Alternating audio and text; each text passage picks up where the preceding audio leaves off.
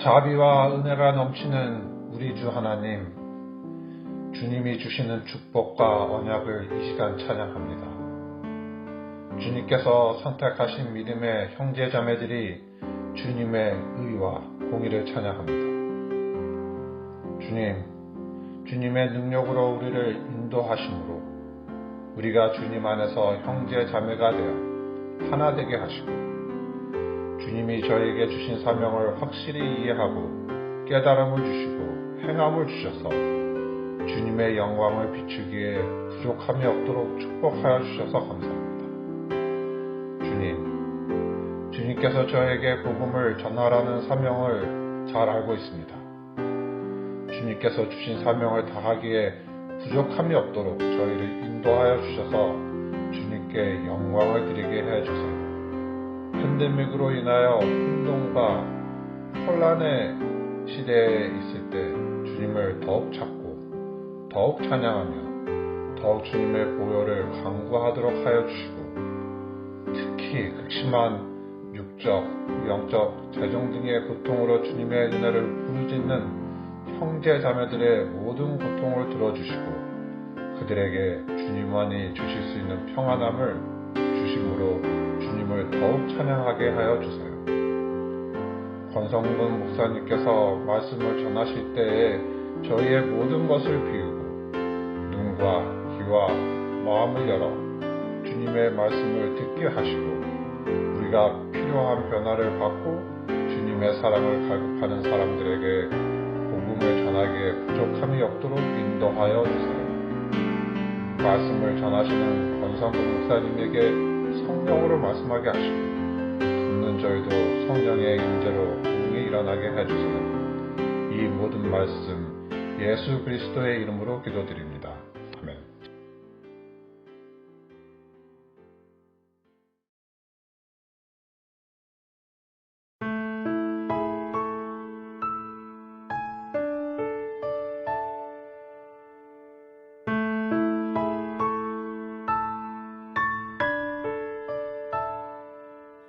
아침 해가 누굴 위해 뜨는지, 부는 바람은 누굴 위해 부는지, 저 푸른 하늘과 아름다운 바다는 누구를 위해 있는지, 지저귀는 새가 무엇을 노래하는지, 흔들리는 나뭇잎들은 무엇을 속삭이는지, 밤하늘 가득한 저 별은 누구 위해 반짝이는지, 이 모든 것 다 널 위한 주님의 사랑, 이 모든 것 다 널 위한 사랑의 노래, 주께서 널 위해 만물을 지으시고 널 향한 사랑을 전하시네.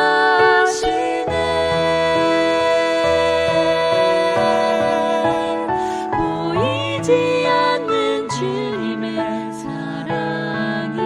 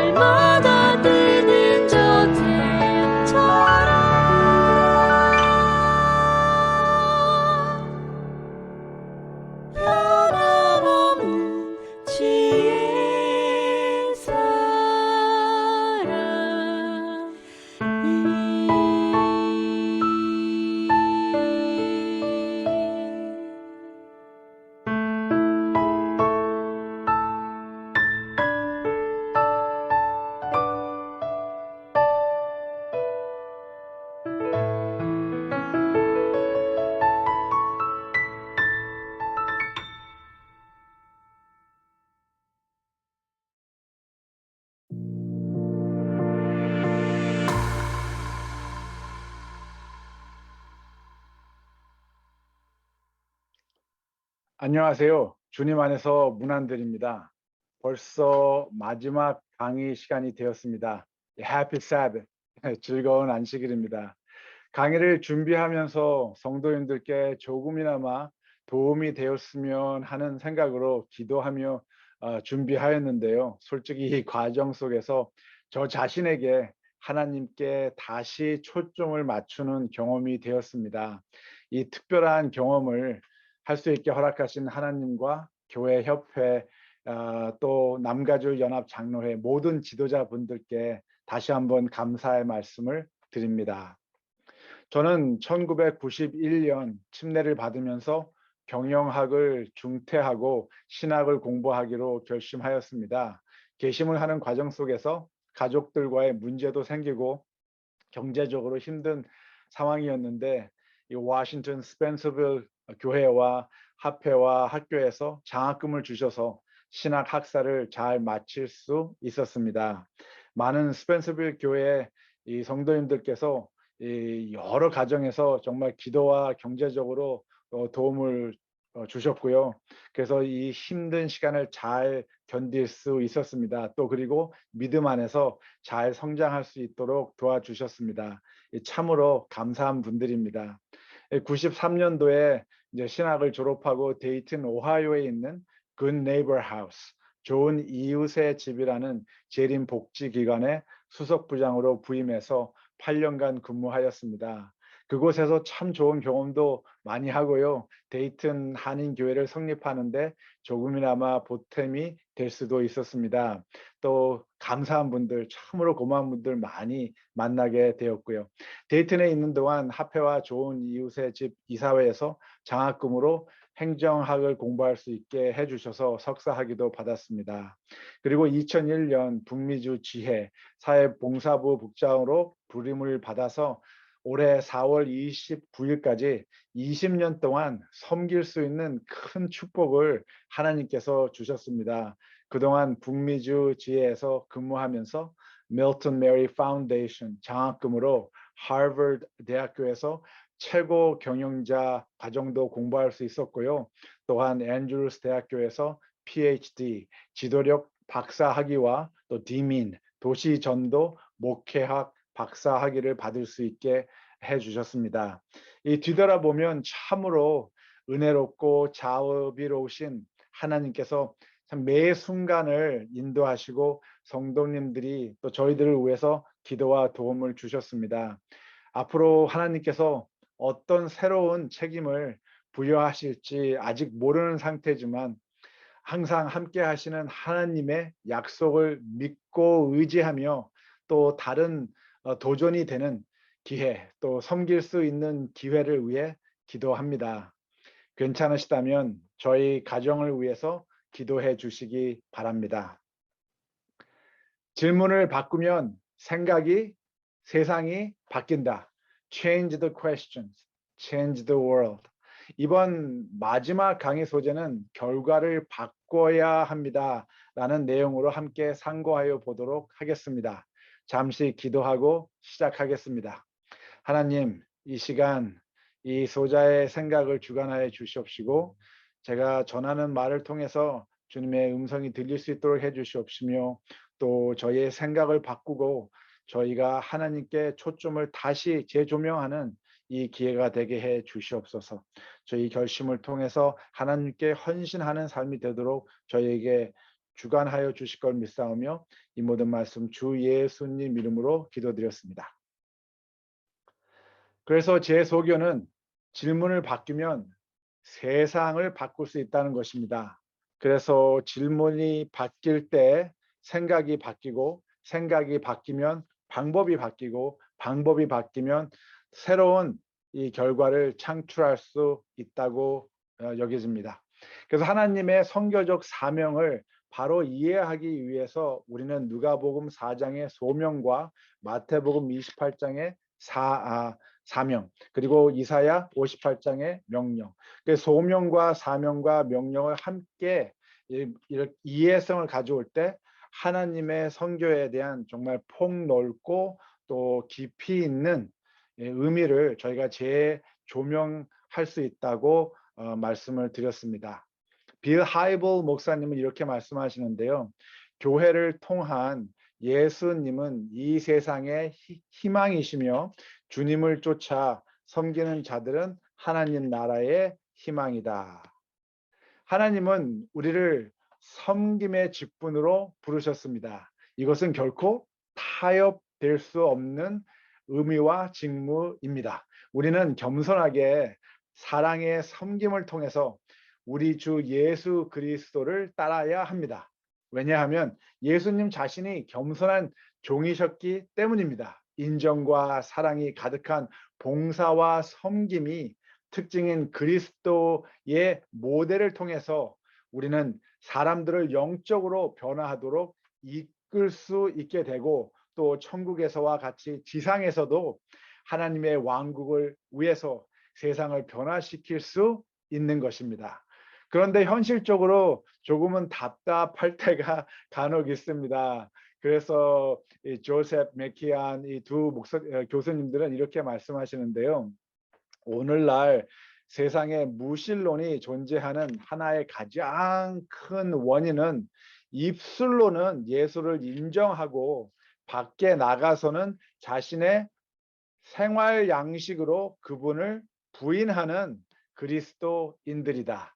그것이 바로 믿지 않는 세상 사람들이 그리스도인들을 믿을 수 없다고 여기는 이유이다라고 말씀하십니다. 참 심각한 말씀이죠. 우리는 물질적 소유와 사회적 신분을 얻기 위하여 분투해서는 안 됩니다. 우리는 재정적 성공, 외적으로 이 아름다움 또는 직업적 성취만을 갈망해서는 안 되는 것입니다. 우리 모든 재림 교회의 그리스도인들은 하나님의 신실한 종이 되어서 그분의 사명을 담당해야 하는 것이죠. 우리는 모든 사람에게 다가가서 그들과 함께 나누고 돌보고 그들에게 하나님의 구속 사역에 대한 복음을 말과 행동으로 선포하여야 하는 것입니다. 그리하여서 사회가 우리를 이 땅에서 인식할 수 있고 실체적이고 가시적인 명백한 하나님의 왕국의 징표로 여기도록 해야 하는 것이죠. 바로 이것은 교회가 지역 사회 안에서 어떻게 하면 가장 좋은 교회가 되느냐 하는 문제가 아니고 어떻게 하면 지역 사회를 위해서 협업하는 가장 좋은 교회가 될 수 있을까 하는 문제이기 때문입니다. 그래서 우린 질문을 바꿔서 다른 결과를 창출해야 합니다. 그래서 복음은 추상적인 관점에서 말로써 선포되고 또 구체적인 관점에서 행함으로 선포되어야 합니다. 사람들이 그리스도교를 듣고 보고 만지고 느낄 수 있어야 합니다. 우리는 기염을 통하는 것을 중단하고 교회의 내적 성장을 위한 행사를 치르는 것에 집중하는 대신에 교회의 선교적 본질에 초점을 맞춰야 합니다. 우리가 외부적으로 집중할 때 우리의 목표는 변화할 것입니다. 우리 지역 사회와의 협업을 통해서 장기적으로 지속 가능한 지역 사회 개발에 참여하여야 합니다. 우리의 창의성과 영향력을 통한 전도의 초점을 이젠 맞추어야 합니다. 그래서 존 스타트 목사님께서 예수님의 말씀과 행실은 각각 서로에게 속한다라고 말씀하십니다. 말씀은 행실을 해석하고 행실은 말씀을 구현한다라고 하세요. 예수님께서는 천국 복음을 전하신 것뿐만 아니라 눈에 보이는 왕국의 표징들을 실행하셨다라고 말씀하십니다. 이 말씀이 바로 제가 교회의 존재 가치는 지역 사회 봉사와 사회 활동이라고 믿는 이유입니다. 하나님께서 하늘나라부터 이 땅에 오셨습니다. 하나님께서 먼저 손을 내밀어 다가오셨습니다. reach out 한 것입니다. 그래서 교회의 목적은 교회가 하나님의 선교적 사명으로 먼저 사회를 향해서 교회 밖으로 reaching out 해야 되는 것이죠. 하나님의 영광을 위해서 우리의 가정으로, 이웃으로, 그리고 지역 사회로 우리가 먼저 나아가야 합니다. 그래서 우리는 이러한 선교적 운동을 통해서 우리와 함께 연합할 주님의 제자들을 양성할 수 있게 되는 것입니다. 네, 안타까운 한 과거의 역사를 통해서 이 점을 구체적으로 살펴보도록 하겠습니다. 이 영국의 화가였던 윌리엄 하가스, 이 아주 유명한 이 그림 두 편을 그리셨는데요. 하나는 비어 스트리트, 그리고 다른 하나는 진 레인. 그 비어 스트리트는 맥주의 거리입니다. 이 거리는 잘 먹고 잘 사는 사람들이 모여 있는 거리입니다. 보시면 아시겠지만 사람들이 자기의 재능을 아주 마음껏 사용하고 또 먹고 마시고 또 연애도 하고 사고 팔고 또 건물도 새로 짓고 아주 좋은 환경입니다. 그렇죠? 이 거리는 아주 뭐 잘 먹고 잘 사는 사람들이 모여 있는 것 같아요. 근데 다른 그림, 진 레인, 이 진이라는 독주의 거리입니다. 이 그림은 공동체의 어떠한 절망적인 모습을 모습을 묘사하고 있는데요. 이 어떠한 그 죽음, 절망, 부패가 이 그림 한 폭에 참 만연하게 이렇게 설명이 되어 있습니다. 예를 들어서 이 훔쳐온 물건들, 작물들을 지금 이제 판매하는 거, 그리고 이 동물의 이 뼈를 지금 사람이 먹고 있고, 또 이 엄마가 아이에게 이 알코올을 주어서 또 문제가 생기고, 이 사람은 자기의 이빨을 지금 빼가지고 팔아서 돈을 만들려고 하고요. 또 어떤 사람들은 이 죽은 사람의 관을 땅에서 파내가지고 그 관 속에 들어있는 귀중품들을 또 훔치려고 합니다. 그리고 여기 한 사람은 정말 삶이 얼마나 힘들었는지 또 목을 메어 있는 이런 모습까지 저희가 볼 수가 있습니다. 이 맥주의 거리와 진의 거리, 두 그림이 참으로 이 대조적입니다. 그렇죠? 이 그림의 배경은 물론 부패된 과세 제도와 또 빈부의 차이, 진이라는 술과 연결된 정치적, 사회적 문제점을 내포하고 있습니다. 그런데 또 한 가지 재미있는 관점은 이 하가스라는 미술가가 이 그림을 통해서 기독교인들에게 야유를 퍼붓고 있는 것입니다. 참 재미있죠. 그 이유가 그 당시에는 조지 윌필 목사님, 영국 성공의 목사님, 아주 유명한 야외 설교자였죠. 전도자 중에 한 분이셨습니다. 그런데 이분이 영국에서만 8,000번 이상으로 천막을 치고 야외 설교를 하셨습니다. 굉장하죠? 그런데 이분의 삶의 마지막 순간에 이런 말씀을 하십니다. 제 형제 웨슬리는 현명하게 행동했습니다. 그의 사역을 통해 깨우침을 받은 영혼들은 스몰 그룹에 합류하여 그의 수고의 열매를 보존했습니다. 이것은 내가 소홀히 한 것이었고 결국 내 백성은 모래밧줄에 매달려 있는 것과 같은 상황이 되었습니다. 라고 하셨어요. 모래밧줄에 매달려 있는 것 같은 상황이 되었다. 왜 이런 말씀을 하셨는지 궁금하시죠? 대답은 바로 이 하가스라는 미술가의 그림을 통해서 알 수 있습니다. 이분이 그리스도인에게 야위를 퍼붓고 있다고 제가 말씀드렸죠. 이분이 얘기하는 게 그 수많은 설교와 집회를 통해서 우리 사회의 변화는 하나도 이루어지지 않았다는 야위를 하고 계신 거예요. 8,000번 이상의 야외 설교와 이 지역 사회에 정말 텐트를 치고 전도회를 했지만 이 지역 사회에 아무런 변화를 가져오지 않았다는 것입니다. 맥주의 거리는 그대로 맥주의 거리고 진의 거리는 그대로 진의 거리입니다.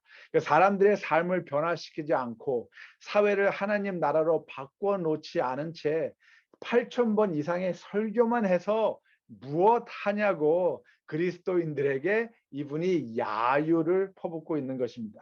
그들의 야유가 들리지 않으십니까? 그들의 울부짖음이 들리지 않으십니까? 이 한 무속자가 이렇게 얘기합니다. 나는 배고팠어요. 그런데 당신은 나의 굶주림에 대해 논하기 위해 자선 단체를 결성했어요. 나는 감옥에 갇혔어요. 그런데 당신은 살며시 예배당에 들어가 내가 석방되도록 기도했어요. 나는 벌거벗었어요. 그런데 당신은 마음속으로 나의 외모가 단정한지 생각했어요. 나는 아팠어요. 그런데 당신은 무릎을 꿇고 자신이 건강한 것에 대해 하나님께 감사했어요. 나는 집이 없었어요. 그런데 당신은 내게 하나님의 사랑이라는 영적 쉼터에 대해 설교했어요. 나는 외로웠어요. 그런데 당신은 나를 위해 기도한다며 나를 혼자 버려두고 갔어요. 당신은 너무나 거룩하고 하나님께 아주 가까이 있는 듯 보이네요. 하지만 나는 여전히 아주 배고프고 외롭고 춥답니다. 라는 말을 하셨습니다. 그래서 이 조지 윌필드 목사님의 뒤를 이은 존 웨슬리 목사님께서 우리는 이제 새로운 선교 방법이 필요합니다라고 외치기 시작하셨습니다. We need new method, new methodology. 그래서 이분들이 뭐가 되셨어요? Methodist. 예, 이해가 되시겠습니까? 새로운 방법, new method. 그래서 이분들이 Methodist가 되셨어요. 저희가 감리교라고 한국말로 하죠. 그래서 이 웨슬리 목사님의 성서에 제시되어 있는 방법에 따라서 살아가는 것을 목적으로 스몰 그룹 미니스트리, 스몰 그룹 사역을 시작하셨습니다. 이 스몰 그룹 방법은 활력 있는 실천적 종교심을 사람들에게 불어 넣었는데요. 세 가지. 첫째 그룹은 클래스라는 구도자를 위한 성경 공부를 하는 그런 그룹이었습니다. 그리고 두 번째 그룹은 밴드라고 해서 제자 입문 양성을 하는 스몰 그룹이었고요. 세 번째 그룹은 Select Society라는 사회 봉사와 사회 활동을 통한 사회 변혁자, 사회 변혁 주도자로서의 직분을 수행하는 그룹이었습니다. 그 어떤 면에서 보면 저희 교회도 첫 번째와 두 번째 스몰 그룹은 잘 하고 있는 것 같아요. 그렇죠? 구도자를 위한 성경 공부하고 또 제자 양성을 위해서 스몰 그룹 합니다. 근데 이 세 번째 구제 이 사회 선택, 사회 봉사와 사회 활동을 통한 저희 사회 변혁자가 되는 이 과제는 좀 생소롭게 느껴질 수도 있으실 겁니다. 그래서 웨슬리 목사님은 이 세 가지 스몰 그룹 선교 방법에 따라 하나님 나라를 이 땅에 이루려고 하셨습니다. 존 웨슬리 목사님은 참 많은 사회 봉사와 사회 활동을 하셨는데요. 절대 빈곤, 기아 퇴치라든지 보편적 이 초등교육 달성, 또 양성 평등과 여성 능력 개발하는 거, 아동 사망률 감소하는 거, 말라리아 및 기타 질병 퇴치하는 거, 또 경제 개발 및 기업 창출하는 거, 직장을 이제 구해야 사람들이 살아갈 수 있으니까요. 환경의 변화와 지속적인 관리 및 향상 이런 거에 대해서 굉장히 많은 자산과 또 시간을 투자하셨습니다. 그래서 화이트 부인께서도 하나님의 놀라운 은총이라는 권면에 이렇게 말씀하시는데요. 복음은 생명 없는 이론이 아니라 삶을 변화시키는 살아있는 힘으로 제시되어야 합니다. 하나님은 그분의 은혜의 수령자가 그 권능에 대한 증인이 되기를 원합니다라고 하셨어요. 그 생명이 없는 이론적인 복음이 아니라 정말 삶을 변화시키는 살아있는 하나님의 능력이어야 하는 것이죠. 그래서 제 소견은 정말 전인적 사회 봉사와 활동에 이 사역을 통해서 사람들을 예수님께 끌어들일 수 있다고 생각합니다. 우리가 그리스도인의 목소리로 말하고 그리스도인의 신념으로 행동하면 전인적 및 통전적인 선교 사역은 교회와 사회의 불신의 장벽을 극복하는데 뛰어넘는데 도움이 될 것입니다. 사회적 행동은 기독교를 더욱 매력적으로 만든다고 저는 생각합니다. 그래서 백문이 불여일견이라 100번 듣는 것이 한 번 보는 것보다 못하다는 뜻입니다. 직접 경험해야 확실히 알 수 있다는 말이죠. 그래서 우리는 코로나 사태 후 하나님의 선교를 위해서 교인들을 외부 중심의 사역에 동참시키기 위해 좀 더 진보적이어야 합니다. 한 종교 단체가 아닌 지역 사회를 위해서 지역 사회와 함께 이 전략적 공동체 관계를 구축하는 선교적 교회가 되어야 합니다. 그래서 더 이상 이 어쩌면 이 무하마드 간디 같이 이분들이 나는 예수는 좋아하지만 그리스도인은 좋아하지 않는다. 그리스도인들은 예수를 너무 닮지 않았다라는 말을 이제 듣지 않아야겠죠. 그런데 참 재미있는 현실은 지난 20년 동안 북미지에서 근무하면서 방문한 교회들을 이렇게 살펴보면 교회 활동의 90%가 거의 내부 활동에 초점이 맞춰 있고요. 그것에 비해 지역사회 활동과 이 봉사는 거의 10% 미만이었습니다. 물론 교회 내부를 대상으로 한 사역이 중요하지 않다는 것은 아닙니다. 사실 우리는 제자 양성 개발 사역을 전략적으로 접근해야 합니다. 우리는 사람들이 그리스도의 형상을 본받아 성장하도록 가르치고 지도해야 합니다. 우리는 반드시 제자를 만드는 제자, 교육시키고 인문 양성해야 합니다. 하지만 우리가 그저 바쁜 이 프로그램들을 시행하거나 제자 양성에 초점을 맞추지 않은 채 내적 교회 활동에만 프로그램에만 중점을 둔다면 어떤 경우 우린 정말 오래된 관념 속에서 고정된 생각으로 인해서 박물관 같은 교회의 모습이 되어버릴 것입니다. 변화하는 사회와 문제점들을 제대로 인식하지 못하고 혁신으로 인해 발생한 사회 변화에 반응하지 않는 교회는 창의력 기회를 놓치고 말 것이며 그저 교인들에게 이 교회는 성스러운 정말 이 박물관 같은 장소로만 존재하게 될 것입니다. 그래서 매력적으로 교회가 되기 시작하면 단면적으로 와서 보라와 같은 수동적인 메시지를 가질 때 그 교회의 최고의 목표는 그렇죠. 가장 이 지역사회에서 매력적인 교회가 되는 것입니다. 그래서 이 매력적인 교회들은 지역 사회를 영원 수학의 낚시터라고 바라봅니다.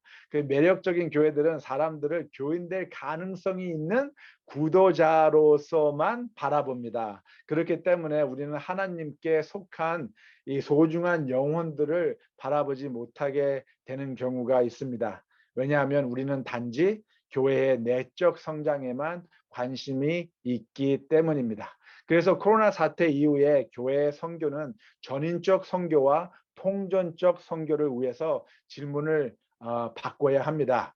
우리는 어떻게 하면 이 지역 사회 공동체를 위하여 사회와 함께 동참하는 최고의 교회가 될 수 있습니까? 라는 질문을 해야 합니다. 그래서 매력적인 이 교회의 모습에서 선교적 교회의 존재로 우리는 탈바꿈해야 합니다. 그래서 티모시 켈러라는 박사님께서 이 선교적 교회가 되는 4가지 본질적인 속성을 다음과 같이 말씀하시는데요. 첫째는 선교적 교회는 이 전인적 전도다라고 말씀하세요. 이벤젤리스틱. 이분은 전도는 모든 창조물을 회복하고 깨어진 관계를 화해시키는 하나님의 성령의 역사를 이 선교적 교회의 중심이라고 말씀하십니다. 그래서 이것이 우리가 하나님의 사랑을 말과 행동으로 증거하고 또 복음을 말과 행동으로 선포하는 이 복음 전도인 것입니다. 전인적인 사역을 통해서 끊어진 관계를 포용하고 통전적 사역으로 사회를 변화시키는 복음 전도자가 되어야 하는 것이죠. 둘째, 선교적 교회는 성육신적 전도라고 말씀하십니다. 이 인카네이셔널. 그래서 그리스도인들은 지리적으로 서로 가까운 곳에 살면서 그들 사이에 친밀하고 강한 공동체를, 믿음의 공동체를 만들어야 합니다. 그런 다음에 도시의 시민들과 그들의 이웃과 도시의 공동체 생활에 깊이 관여해야 하는 것이죠. 그래서 우리는 우리 사회의 필요 사항을 발견하기 위하여 지역 사회와 다른 시민 단체들을 포옹하고 관계를 맺어야 합니다. 그리스도의 이름으로 그들과 협업하여 하기 시작해야 한다는 것이죠. 예를 들어서 우리 지역에 있는 Habitats for Humanity, 집 없는 사람들을 위해서 집 짓는 일, 그런 거 하시죠? 그런 거에 같이 가서 봉사하시는 거예요. 같이 가서 봉사하시면서 지역 사회와 교감할 수 있는 기회를 만들어야 하는 겁니다. 이 과정을 통해서 우리가 보여준 열정과 헌신을 통해서 우리 교회에 대한 새로운 인식을 갖게 하는 것이죠. 그래서 우리의 지역 사회에서는 이 봉사회를 하려고 하는 기회를 찾는 사람들이 많이 있습니다. 그 봉사할 기회를 찾고 있는 진실한 사람들을 저희가 이런 봉사할 수 있는 기회와 연결을 하는 것이죠. 그래서 교회와 사회 사람들이 함께 봉사할 수 있도록 기회를 교회가 의도적으로 만들어야 한다는 겁니다. 자, 세 번째, 선교적인 문맥적 교회입니다. contextual이라는 건데요. 우리는 사회적 문화와 문제점에 대한 깊은 성찰과 소통을 통해서 창조적인 선교 방법을 찾고 사회 봉사와 활동을 해야 합니다. 교회는 이 포스트모던 문화와 또 후기 그리스도 교회의 현실성과 관련이 있어야 하는데요. 지역사회 시민들과 어울릴 때 우리는 그들의 복잡한 환경에, 개인적으로 사회적으로 복잡한 환경에 민감해야 합니다. 그래야 그들이 필요한 사역을 저희가 할 수 있는 겁니다. 네 번째, 선교적 교회는 상호적이고 또 공동체적이다라고 말씀을 하세요.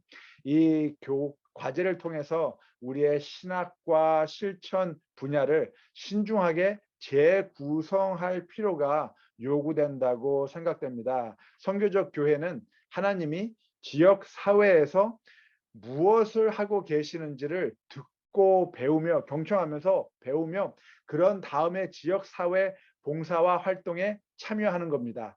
교회의 각 교인들은 자신의 지역 사회에 겸손한 마음으로 참여하고 교류하며 그들의 지역 사회에 대해서 듣고 배우고 이웃을 알아가고 사회적인 도전들을 정확히 이해하며 그들의 영적인 그리고 전체적인 필요가 무엇인지를 저희가 파악하고 거기에 적절한 사역을 시작해야 된다는 것이죠. 그래서 이 네 가지의 선교적 교회의 운동을 통해서 우리의 모든 사회 봉사와 활동 사역의 효율성과 효과성을 분석하고 평가해야 합니다. 새로운 생각과 프로그램이 이 분석과 평가를 통해서 중요시 되어야 되고 또 창출되어야 합니다.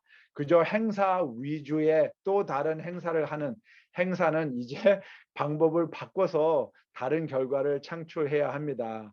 그래서 저는 모든 사회 봉사와 활동을 시작하고 이행한 후에 형성적이고 총괄적인 평가를 실시해야 한다고 생각됩니다.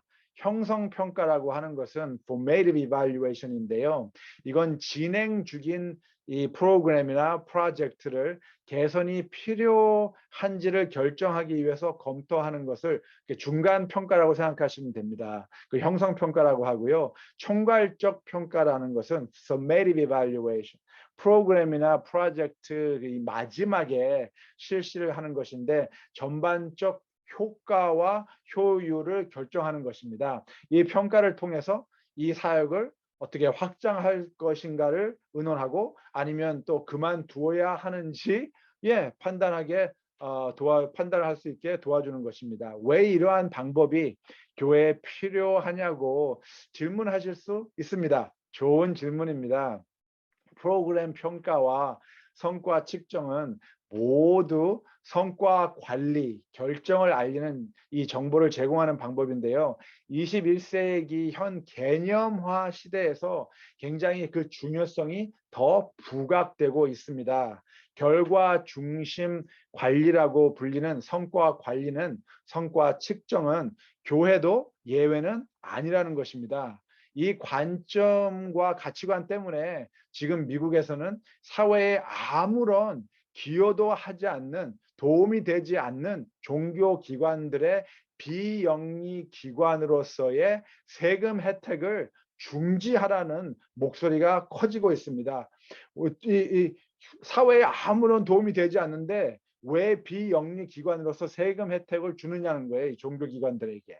또한 교회가 위치한 이 지역에 거주하지 않고 있는, 살고 있지 않는 목사님들에게 목사관 세금 혜택을 왜 주어야 하느냐고 이 반문하면서 이 지역 사회에 살고 있지 않는, 교회가 존재하는 지역 사회에 살고 있지 않는 목사들에게 이 목사관 세금 혜택을 주지 말라는 지금 이 목소리가 점점 커지고 있습니다. 그래서 그저 똑같은 프로그램을 교회 행사 달력에 입력된 채로 해마다 계속하면 형성적 및 총괄적 평가를 하지 않는다면 어떻게 우리가 하고 있는 사역이 효율적인지 효과적인지 알 수 있겠습니까? 그래서 이런 분석과 평가에 대해 관심 없이 행사 위주의 교회 프로그램이 되면 우리는 이 정말 죄송한 표현입니다만 우물 안에 개구리가 될 것입니다. 그래서 교회는 장기적이며 지속 가능한 지역사회 개발 및 전략적 참여를 통한 전인적 또 통전적 사역의 효과성과 효율성을 측정하여야 합니다.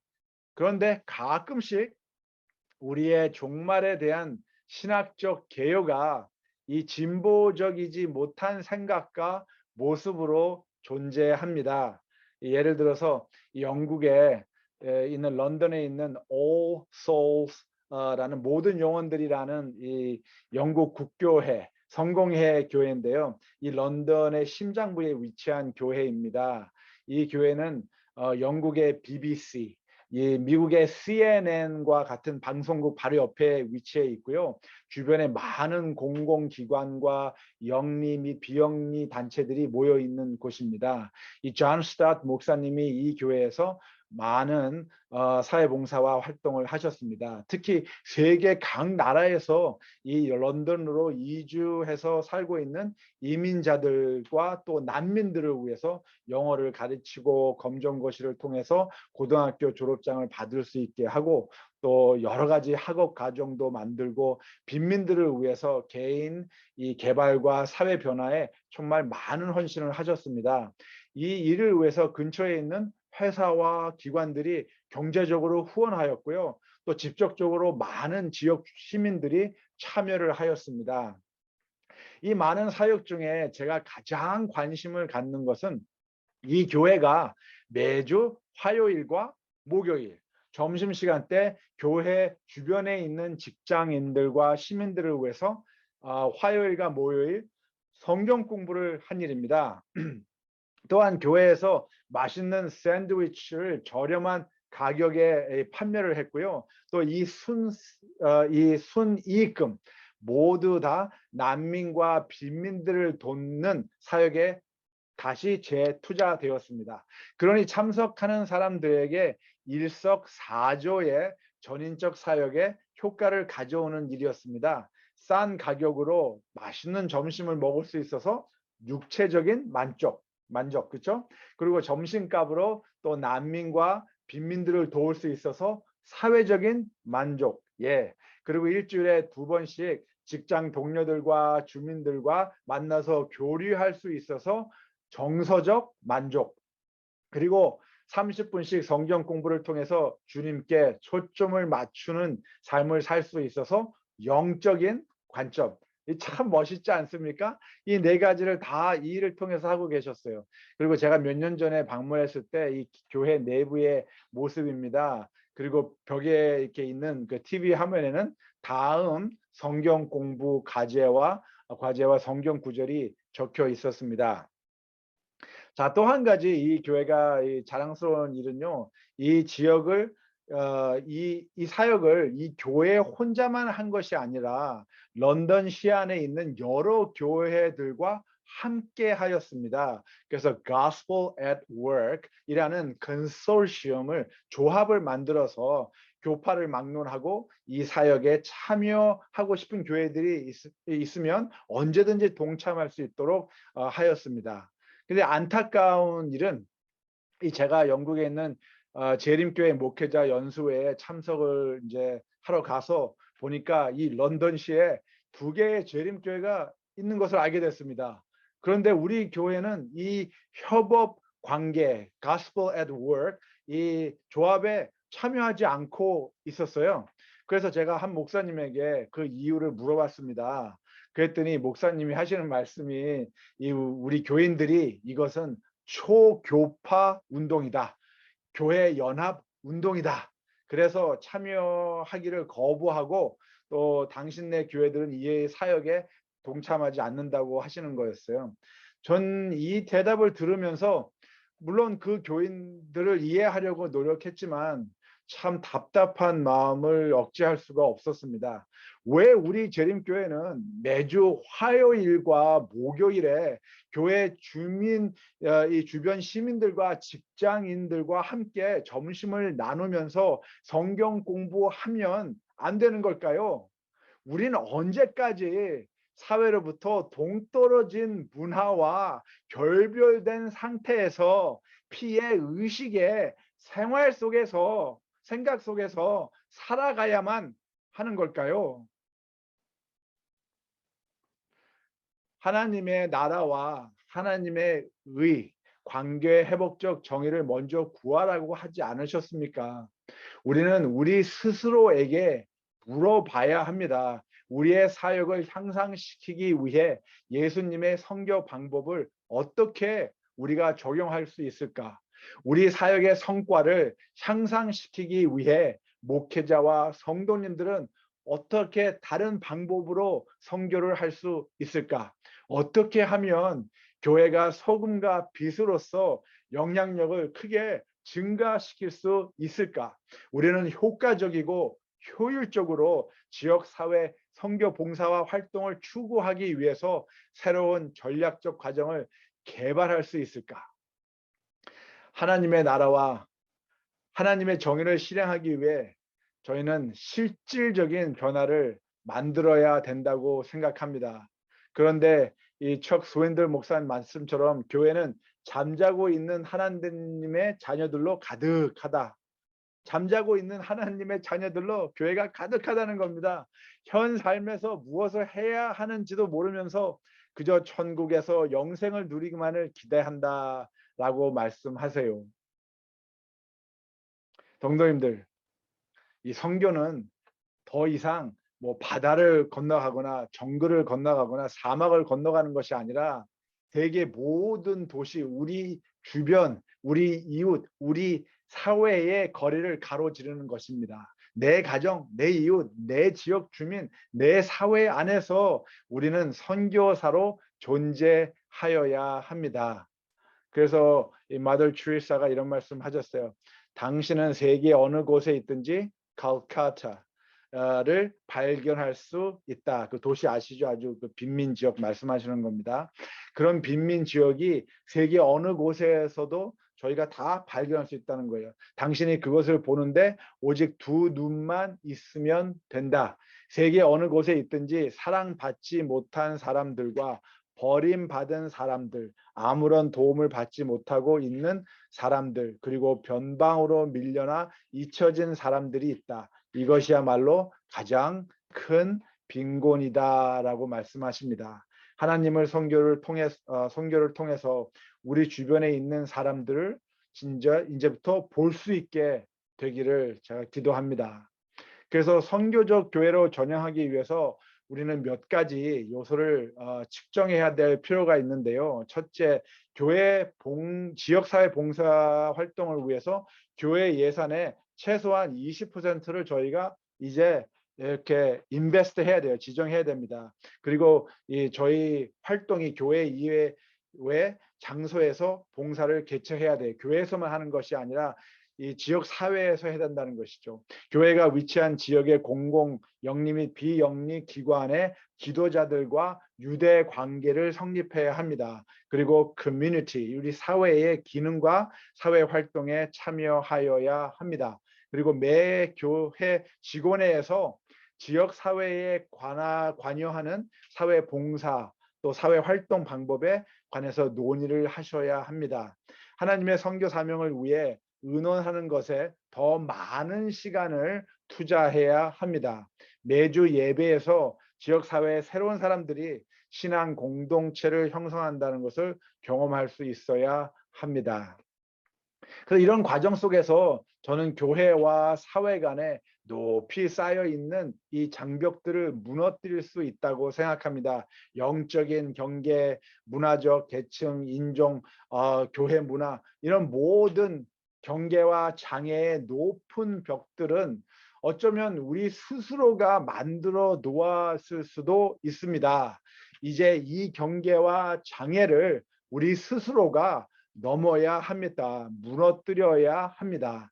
그래서 가끔 이런 생각을 해보는데요. 그리스도인으로서 자라면서 이 단면적으로 우리는 우리가 가지고 있는 종교 브랜드를 선전하고 판매하도록 가르침을 받고 또 그렇게 훈련을 받아가고 있지는 않나라고 생각해 봅니다.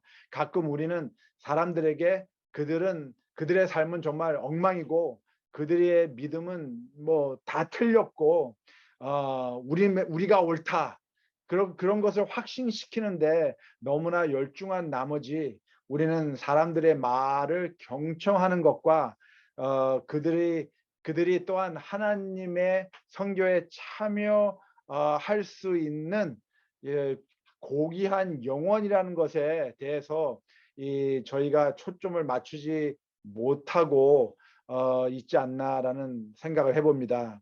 혹 우리는 그들을 바라보면서 우리가 가지고 있는 하나님에 대한 동일한 필요를 가진 영적 존재로 여기기보다는 구도자로서만 바라볼 수도 있지 않을까요? 우리는 사람들을 교회라는 회사 안에서 일하는 기능공으로 훈련시키는 것을 이제 중단해야 합니다. 대신에 하나님의 왕국을 위해 제자들을 준비시키고 양성해서 정말 사도행전 17장 6절에 있는 것처럼 세상을 요동시키는 세상을 뒤집어 엎어놓는 그런 지도력 있는 사회 변혁가들로 제자 양성을 해야 됩니다. 그래서 질문을 바꾸면 생각이 바뀌고 방법이 바뀌어서 다른 결과를 창출할 수 있다는 겁니다. 자, 지역사회 봉사와 사회활동에 대한 개념을 바꾸려면 우리는 이 봉사학습, 서비스 러닝이라는 학습 방법과 전략을 우리 사역에 도입을 해야 합니다. 봉사학습은 우리 각 개인의 삶 속에서 그리스도의 선교에 참여함으로써 우리의 삶이 변화되는 성령님의 능력을 경험하는 과정입니다. 봉사학습은 하나의 학습 전략인데요. 이를 통해서 학생들은 지역 사회의 실제적 필요를 충족시켜주는 조직화된 봉사와 활동 경험들 속에서 개인적 리더십 자질과 조직 능력 개발을 경험할 수 있게 되는 겁니다. 그래서 사회 봉사와 활동을 통해서 학생들의 학문적 연구를 체계적으로 전인적 및 통전적 개념과 결합시켜서 학생들의 경험을 반영하고 토론하면서 그들의 세계관을 하나님의 선교에 결합시키는 일을 말하고 있는 거예요. 그래서 제가 예를 들어서 한번 설명해 드리겠습니다. 저희 교회 개척대 Pathfinder 개척대 대원들이 저희 교회 지역에 있는 강가에 가서 청소를 합니다. 이 빈병을 줍고 또 이 플라스틱 백 이런 것을 이제 줍는 그런 사회 봉사를 합니다. 자, 그런 일에 저희가 봉사학습을 적용해 보도록 하겠습니다. 첫째, 봉사 이 첫 쓰레기를 줍는다는 것, 치운다는 것, 강둑을 청소한다는 것은 봉사입니다. 그래서 제가 저번 세 번째 강의에 말씀드린 것처럼 구호, relief 활동입니다. 두 번째는 학습이라는 건데요. 학습은 이제 학생들이 그들이 청소한 강둑에서 수집한 이 강물 샘플을 이제 가지고 와가지고 교실에 앉아서 현미경으로 들여다보면서 물의 상태를 연구하는 것입니다. 이것이 두 번째 개인 발전입니다. 그리고 세 번째 봉사 학습은 학생들이 지역의 수원지에서 수집한 이 강물의 상태를 분석하고 결과를 서류화하여서 지역 오염 통제국에 이 조사한 과학적인 정보를 제시하는 겁니다. 이것이 사회 개발입니다. 그리고 나머지 하나 더 남았죠. 사회활동 학습입니다. 이것은 학생들이 수질에 미치는 인간의 영향에 대한 주민의식을 일깨워주고 지역 사회의 태도와 행동을 바꾸기 위해 대중적 환경 변화의 필요를 홍보하고 교육하는 것입니다. 왜 이 오염된 강물이 우리 사회에 어떠한 영향을 끼치고 있는가? 왜 우리 아이들이 이 강가에서 놀다가 피부병이 생기는가? 물고기들이 서식하지 않는가?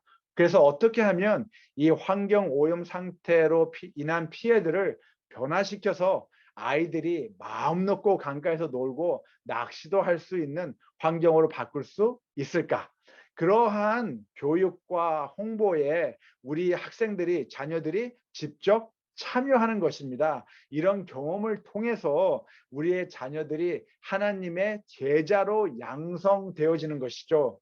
그래서 이것은 사회 구조 변화, 제가 말씀드린 structural change입니다.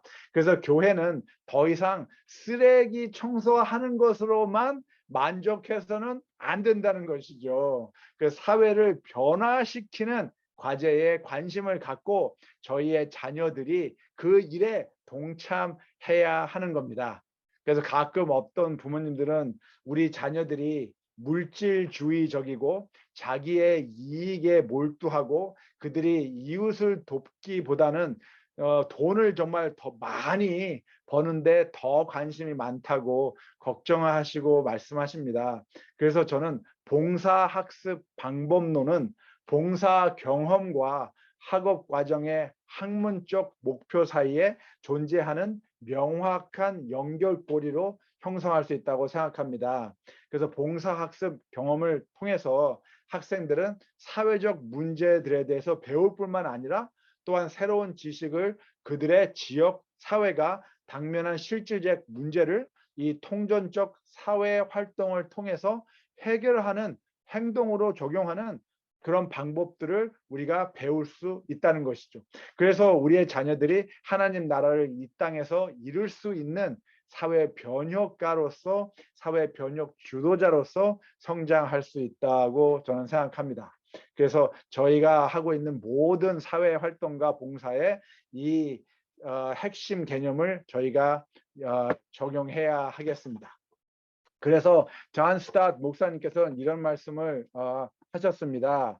우리는 사회 봉사와 활동을 통한 전도자입니다. 사회 봉사와 활동은 우리의 기독교 의무의 일부라는 것을 단언합니다. 두 가지 모두 하나님과 인류에 대한 우리의 교리, 이웃에 대한 우리의 사랑, 예수 그리스도에 대한 우리의 순종에 대한 필수적인 표현입니다. 라고 말씀하세요. 참 좋은 말씀이시죠? 그래서 와서 보라 하는 이런 수동적 관점은 우리에게 가장 중요한 것은 매주 예배를 드리는 것이고 또 사회를 어장으로 인식하는 것이며 또 그런 결과로 인해서 오직 내적 교회 성장에만 초점을 맞추게 하는 경향이 있습니다. 그래서 그러한 이 수동적 관점을 저희가 선교적 교회 운동, 좀 더 폭넓게 깊이 있게 사회 변혁 지도자로서의 제자 양성과 지역사회 변화, 그래서 땅끝까지 복음을 전하는 실질적 참여와 행동을 지향해야 합니다. 그래서 저는 교회는 성공보다는 영향력에 초점을 맞춰야 한다고 생각합니다. 교회는 숫자적인 성공이라는 가치관보다는 빛과 소금이라는 영향력에 초점을 두어야 한다고 생각합니다. 이 가치관, 이 가치성 때문에 저는 안식일의 핵심 가르침 중에 하나는 하나님을 사랑하고 이웃을 우리 자신과 같이 사랑하는 것입니다. 또한 하나님은 우리가 쉬는 것을 쉬는 시간과 공간을 통해서 그분을 존경하라고 명령하십니다. 그리고 하나님은 우리 주위에 있는 모든 사람에게 쉼을 제공하라고 명령하십니다. resting. 특히 자기 자신들을 위해 쉴 수 없는 사람들, 쉼을 찾지 못하는 사람들에게 더 그리하라고 하십니다. 그래서 안식일을 통해서 인간들은 하나님이 창조주이시며 죄에서 저희를 구원하신 구속제이시며 자비롭고 은혜로우신 심판자이심을 깨닫게 되어야 합니다. 그래서 안식일은 인간이 가장 인간다워지는 날이라고 생각합니다. 인간이 가장 인간다워지는 날, 그것이 안식일입니다. 그래서 우리는 사람들과 새로운 희망을 공유하고 그들에게 동기를 부여하고 그들을 존엄하게 대하며 그리고 예수 그리스도 안에서 그들에게 존경심을 가져야 합니다. 그리스도인들은 하나님의 나라를 우리 사회에서 건설하는 사회 변혁가입니다. 아멘 하시겠습니까?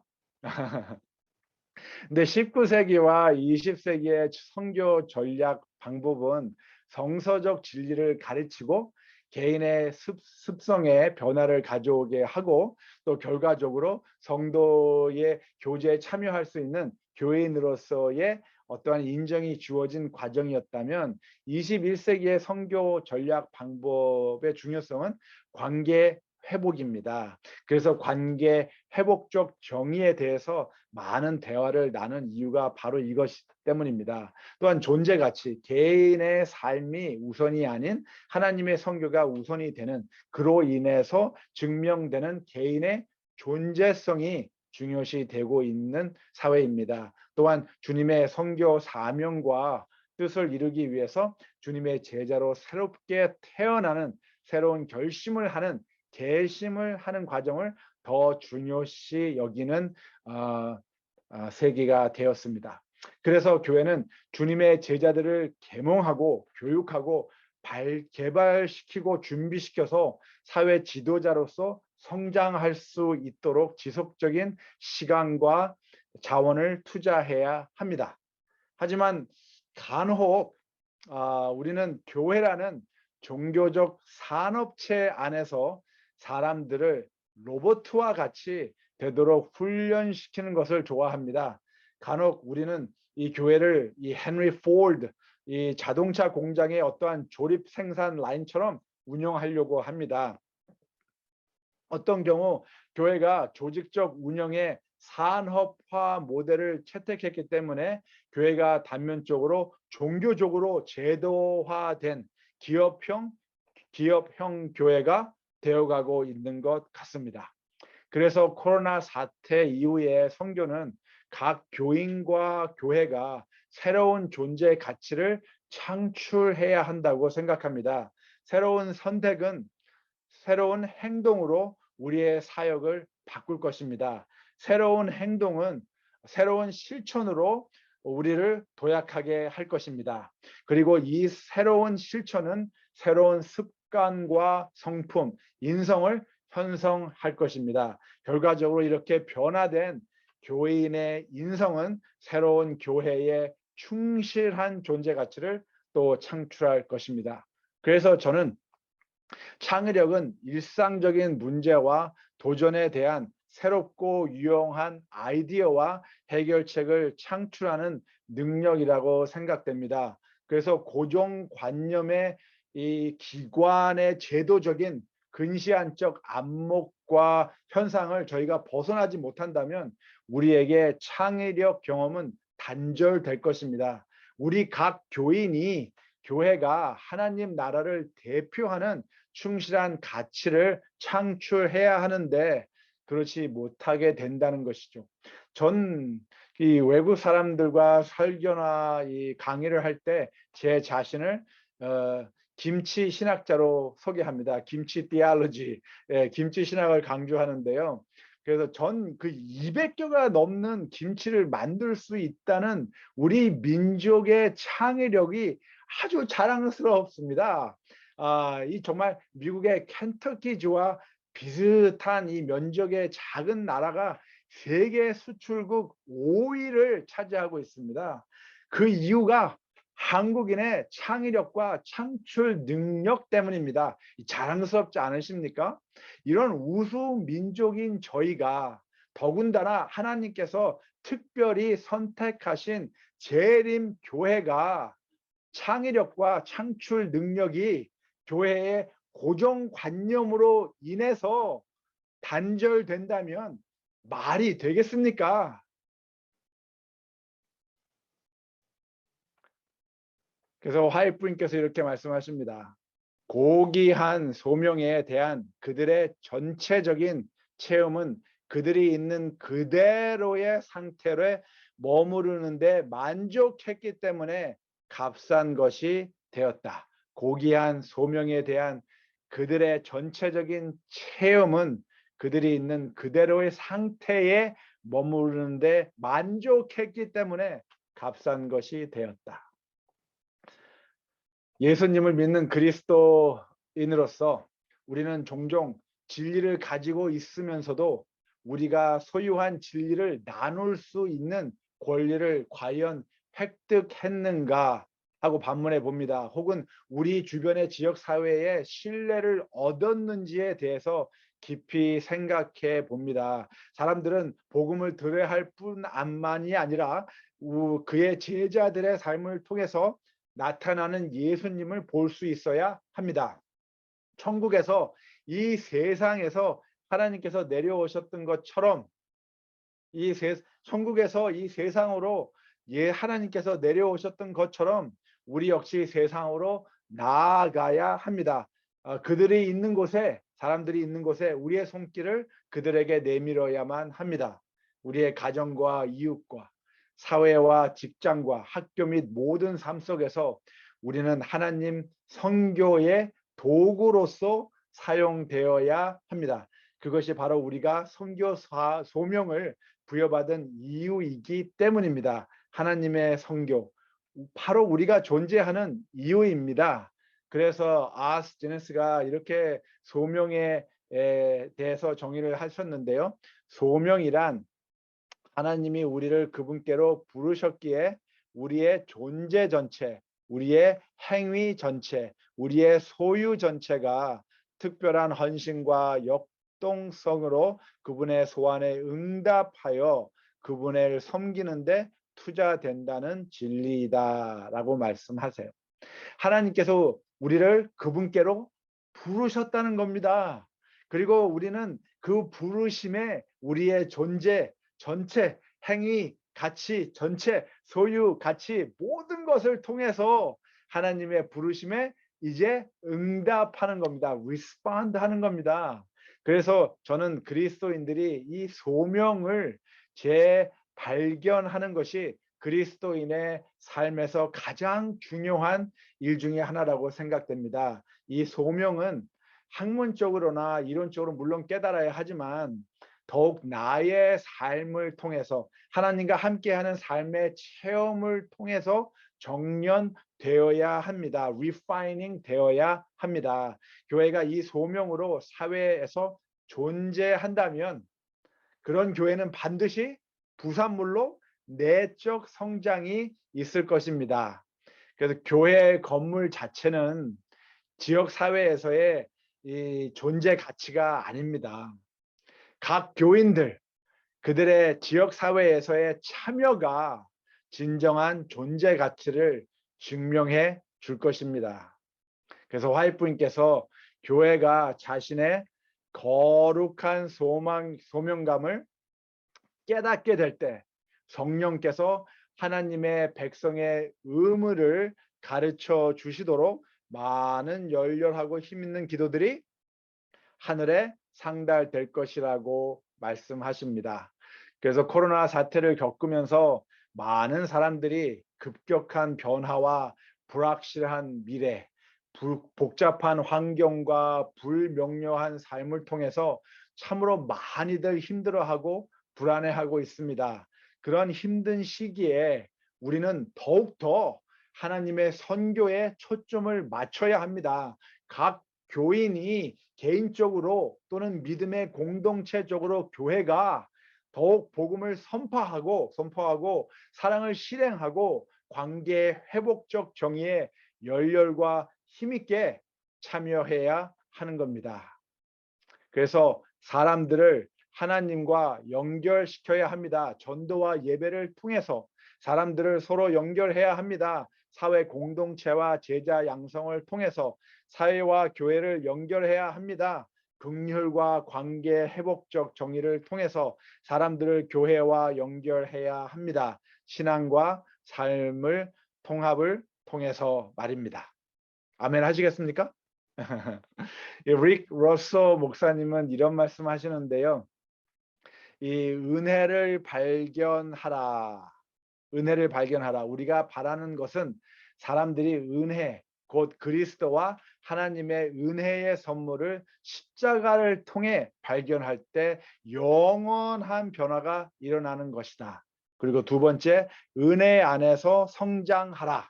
우리는 또한 그들이 은혜를 이해하고 은혜 안에서 성장하도록 도움을 주기 바란다. 그리스도를 아는 결과로 그들에게 삶의 변화가 있기를 바란다. 그리고 세 번째, 은혜 충만하게 살아라. 우리는 그들이 은혜의 생활을 살기를 원하며 봉사하는 방법을 찾고 그들이 사는 방식에서 은혜를 나타내기를 원한다. 우리는 세상에서 그들에게 속한 부분을 변화시킬 수 있도록 돕고 싶다. 그래서 은혜를 발견하고 은혜 안에서 성장하고 그리고 은혜에 충만하게 살아야 한다고 목사님께서 말씀하십니다. 사회와 협업하는 과정 속에서 우리가 선교사로서 그들과 함께 활동하면서 예수 그리스도의 은혜를 발견하고 은혜 안에서 같이 성장하고 은혜 충만하게 살아가야 한다면 할 수 있다면 얼마나 좋은 세상이 되겠습니까? 그렇죠? 그래서 베드로 전서는 에서 이렇게 얘기합니다. 오직 너희는 택하신 족속이요 왕 같은 제사장들이요 거룩한 나라요 그의 소유된 백성이니 이는 너희를 어두운 데서 불러내어 그의 기이한 빛에 들어가게 하신 자의 아름다운 도를 선전하게 하려 하심이라 하셨습니다.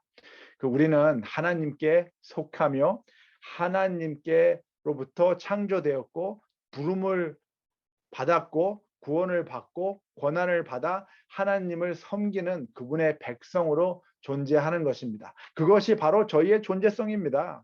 우리의 존재성은 바로 하나님입니다. 우리가 하나님으로부터 존재하기 때문입니다. 그래서 하나님께서 너희가 나를 택한 것이 아니요 내가 너희를 택하여 세웠나니 라고 하십니다. 왜 선택되었습니까? 서로 사랑하라고요. 하나님을 사랑하고 하나님의 자녀들, 나의 이웃을 사랑하라고 선택받았습니다. 그래서 복음은 추상적인 관점에서 말로써 선포되어져야 되고 또 구체적인 관점에서 행함으로 같이 선포되어야 합니다. 그래서 우리 그리스도인들의 사명은 이제 복음을 전하고 주님의 사랑을 나누는 일입니다. 고린도후서에 여러분의 이 봉사의 결과로 그들은 하나님께 영광을 돌릴 것입니다.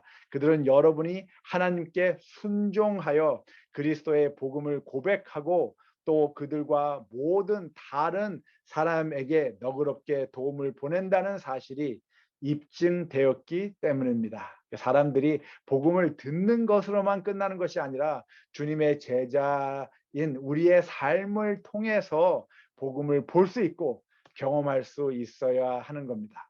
그래서 하나님의 선교는 메시아의 선교 사명은 모든 인류를 향한 복음의 선포로 시작되었습니다. 또한 하나님의 사랑을 실행하고 하나님 나라의 가치성, 희년, 관계 회복적 정의를 회복해야 하는 것입니다. 이런 질문을 브리티시 콜롬비아 이 캐나다에 있는 The Church in the Valley 라는 재림교회가 25년 전부터 하기 시작했어요. 이분들이 질문을 한 게 우리는 얼마나 사회로부터 이 믿음직한가, trustworthy, 사회 봉사 활동을 하겠다고 말한 것을 우리가 시행하고 있는가, 우리의 공감은 어느 정도인가, 우리는 지역 사회에 필요해 관심을 가지면서 사회와 함께 협업하고 있는가, 우리의 실체적인 증거는 무엇인가, 우리는 지역 사회로 하여금 그들의 필요가 충족된 것을 알게 하고 명백하고 구체적인 결과를 가시적으로 증명할 수 있는가. 이러한 질문을 25년 전에 저희 이 캐나다에 있는 재림교회가 하기 시작했습니다. 이 마이크 제이미슨 목사님과 교인들이 한 50명 안팎되는 교회였는데요. 이 25년 후 오늘 1000명이 넘는 교회가 되었습니다. 이 지역에 빛과 소금으로 성장된 교회가 되었습니다.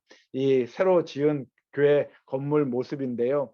그 교회는 정통적으로 예배도 드리고 또 현대 시대적 감각으로 예배도 드립니다. 그 아주 정말 그 theater 스타일로 아주 이쁘게 교회를 지었어요. 근데 이 교회 성장은 바로 전인적 및 통전적 사회 봉사와 활동이 바로 바탕이 되었습니다. 사회의 자산을 활용하고 주민들과 함께 지역에 필요한 이웃의 집을 고쳐주는 일부터 시작해서 가정폭력으로 인해 임시 거처할 것을 피난처를 찾는 사람들에게 그 장소를 또 교회 안에 이렇게 방을 만들어서 제공하고, 이 공공도서실이 부족해서 정말 뭐 책을 빌려보는 일이 쉽지 않은 이 도시에서 교회가 지역 사회를 위한 도서실 운영도 하고요. 또 간단한 차 정비와 오일 체인지, 이 가난한 사람들을 위해서 특히 이 편모 가정들, 정말 경제적으로 오일 체인지도 할 수 없는 그런 사람들을 이 교회에서 무료로 이렇게 정비도 해주고 또 이 오일 체인지도 해줍니다. 그리고 음식을 나눠주는 일도 하고요. 이렇게 여러 가지 일을 하다가 보니까 이 지역에 있는 어떠한 헬스 클럽 주인이 당신의 그 헬스 클럽 운동 기구를 이제 바꿔야 하는데 옛 그 운동 기구들 그것을 파는 것보다 자기가 교회에 기부하겠다고 하는 거예요. 그래서 교회 주민들 사람들이 이 교회에 와서 또 운동을 할 수 있는 기회가 생겼습니다. 제가 그때 보니까 정말 뭐 새거나 다름없는 좋은 그 기구였는데 이 기구를 다 기부를 하셨어요. 또 교회 안에 암벽 타기 벽이 설치되어 있습니다. 이것도 그 기부받은 거예요. 교회 안에 암벽 타는 거 아마 있는 교회가 그렇게 많지는 않을 겁니다. 또한 실내 농구장이 있습니다. 실내 농구장. 그래서 이 교회는 그 지역 별로 동네 농구 대회를 시작했어요. 그래가지고 이 교회의 농구장에서 많은 그 분들이 겨울 내내 특히 눈이 많이 오잖아요. 캐나다 빛이 추우니까. 근데 거기서 좀 사람들이 운동하면서 성도의 교제도 나누고 신문도 나누고. 그래서 이 참 멋있지 않습니까? 25년 전에 질문을 바꾸면서 이 생긴 결과입니다. 교회의 내적 성장에 초점을 맞춰서 어떻게 하면 우리가 많은 교인들을 침례줄 수 있을까라는 생각을 한 것이 아니라 어떻게 하면 이 사회를 하나님 나라로 바꿀 수 있을까? 그러한 열정의 결실이 교회 내적 성장을 가져온 것입니다. 그래서 50명의 교회가 1000명이 넘는 교회가 된 거예요. 멋있죠? 멋있습니다. 그래서 전 이 존 밀턴 목사님이 이런 말씀을 하시는데요. 모든 배움의 끝은 하나님을 더욱 사랑하고 닮아가기 원합니다.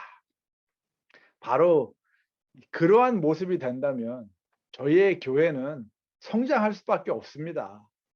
자, 이 4번의 강의를 통해서 우리는 하나님을 더욱 사랑하고 더욱 닮아가기 원하는 제 결심이 되는 시간이 되었으면 합니다. 우리 구주 그리스도께서 하나님의 왕국을 위해 세상을 바꿀 꿈을 가지셨듯이 우리 모두 주님을 위해 변혁자가 되기를 희망합니다. 주님께서 하나님의 선교 사명을 위해서 재림교회를 세우시고 저희 모두를 초청하고 계십니다. 우리 모두 주님의 부르심에 응답하지 않으시렵니까?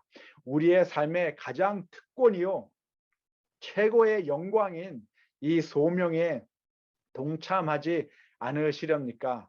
우리의 가정, 이웃, 믿음의 공동체, 지역 사회, 그리고 이 온 세상에 하나님의 나라, 은혜의 왕국을 건설하지 않으시렵니까? 코로나 바이러스 때문에 안식일에 교회의 문은 닫혀 있을 수 있습니다. 그러나 결코 하나님의 선교는 문을 닫을 수가 없습니다. 하나님의 선교는 교회의 활동이 아니기 때문입니다. 하나님의 선교는 교회의 행사가 아니기 때문입니다. 그래서 질문을 바꾸면 생각이 바뀌고, 생각이 바뀌면 방법이 바뀌고, 방법이 바뀌면 결과를 바꿀 수 있습니다. 새로운 결과를 창출할 수 있습니다. 제 4번의 강의를 통해 제 김치 신학을 잘 경청해 주셔서 감사드립니다. 다시금 미주교회 협회 회장이신 김성식 목사님과 남가주 연합장로회 회장이신 윤승민 장로님, 그리고 중간에서 참 애쓰신 이재국 장로님과 또 김기용 목사님께 감사를 드립니다. 끝으로 이런 좋은 기회를 주신 하나님께 정말 감사드리고요. 질문을 바꾸면 세상이 바뀐다. 감사했습니다. 좋은 안식일 되십시오.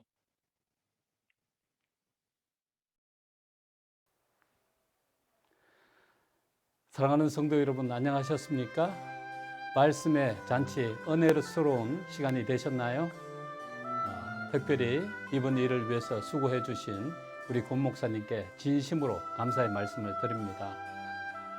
권 목사님이 하시는 하나님의 일에 하나님의 특별하신 축복이 함께 하시기를 간절히 축원합니다. 사랑하는 성도 여러분, 이제 받은 은혜와 또 능력으로 우리에게 맡겨주신 교회의 부흥과 발전을 위해서 열심히 헌신하도록 하십시다. 사랑하는 성도 여러분, 특별히 여러분들에게 한 가지 부탁할 말씀이 있습니다. 미주교회협회는 재정이 없이는 지역교회와 또 개척교회를 도울 수가 없습니다. 미주교회가 앞으로 재정적인 독립을 위해서 계속 기도하며 준비하고 있습니다. 이 일을 위해서 성도님들도 기도해 주시고 또 도와주시기를 간절히 부탁드립니다. 감사합니다. 사랑하는 성도 여러분, 안녕하십니까? 이번 세미나를 위해 열정적으로 수고하여 주신 권성근 목사님 감사합니다. 성도 여러분, 이번 세미나를 통하여 받으신 감동과 회심의 결심이 주님 재림하시는 그날까지 변치 마시고 하나님의 동력자가 되시어 생명의 복음을 전하는 일에 죽도록 충성합시다. 권성근 목사님 그리고 성도 여러분 건강하시고 행복하십시오. 감사합니다.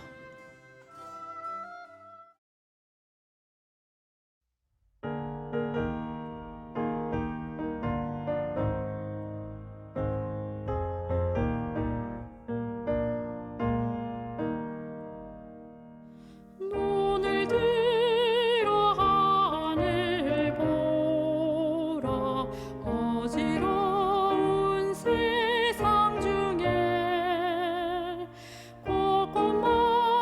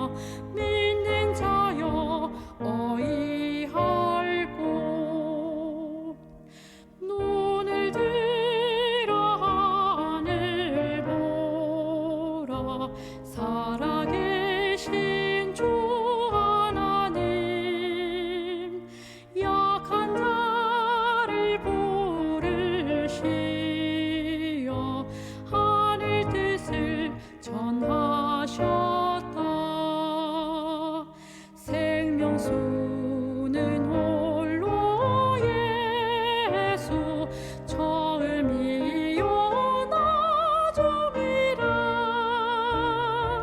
주님 너를 부르신다 믿는 자여 어이할 곳 눈을 들어 하늘 보라 다시 사신 그리스도 만 백성을 사랑하사 오래 참고 기다리셔 인내하신 우리 구주 의의 심판하시는 날 곧 가까이 임하는데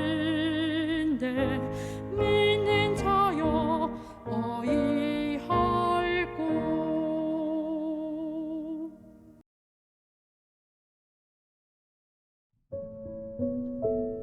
하늘에 계신 아버지, 미움이 있는 곳에 사랑을 줄 수 있기를 저희를 준비시켜 주시옵소서. 상처가 있는 곳에 용서를, 의심이 있는 곳에 믿음을, 절망이 있는 곳에 소망을, 슬픔이 있는 곳에 기쁨을, 어두움이 있는 곳에 빛을 줄 수 있기를 준비해 주시옵소서. 우리가 위로받기를 기도하지 아니하고 위로하기를 기도할 수 있게 해 주시옵소서. 이해받기보다는 남을 이해하도록 해 주시고 사랑받기보다는 사랑하기를, 왜냐하면 주면서 우리가 받으며 용서하며 우리가 용서받기 때문입니다. 주님, 저희가 매일 주님 안에서 다시 태어나는 경험해 주시옵시고 이 어려운 시기를 잘 극복할 수 있도록 주님, 저희가 오직 주님의 약속에 의지하게 해 주시옵소서. 이 모든 강의를 마치면서 저희가 주님을 더욱 닮아가고 주님을 더욱 사랑하는 마음 갖게 해 주시옵시고 저희가 주님의 나라를 우리 가정과 사회와 이웃에서 이루는 변혁자가, 주님의 진정한 제자가 될 수 있도록 주님 저희를 지켜주시옵소서. 주님 함께 해주시고 저희 이 강의에 참석하신 모든 우리 교인들 지켜주시옵시고 인도해 주시옵소서. 이 모든 말씀 주 예수님 이름으로 기도드렸습니다.